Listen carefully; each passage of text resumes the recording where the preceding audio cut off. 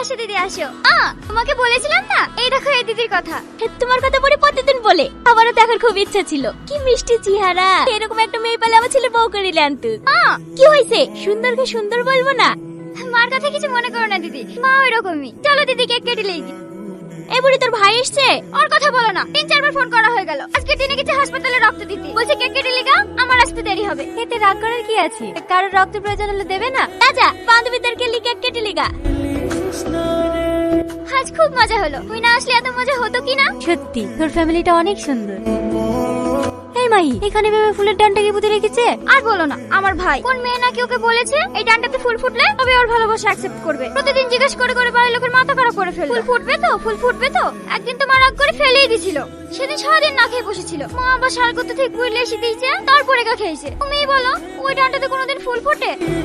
জানো দিদি, ও তোমার মতো কারোর বিপদ দেখলে ছুটে চলে যায়। হেলে চুটকি, তুমি? তুই ওকে চিনিস নাকি? না না, হেলে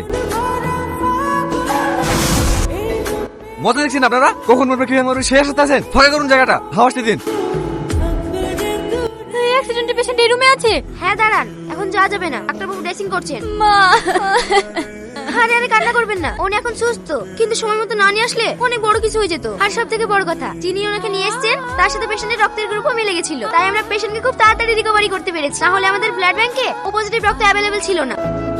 আপনারা এখন যেতে পারেন। মা, তোমাকে বারবার বারণ করলাম বাজারে যাও না, বাজারে যাও না। আমি যাচ্ছি বাজার করতে, আমার কথা তো শুনলা না। আরে আমার কিছু হয়নি, আমি ঠিক আছি। গাড়িতে ধাক্কা লেগে আমি যখন রাস্তায় পড়ে গেছিলাম, মনে হয়নি আমি আর বাঁচবো। স্বয়ং আল্লাহ ফেরেশতার উপর ছেলেটাকে পাঠিয়েছিল, ওই ছেলেটা আমাকে বাঁচিয়েছে। তুমি? এটা তোমার মা? তোরা দুজনকে আগে থেকে চিনিস?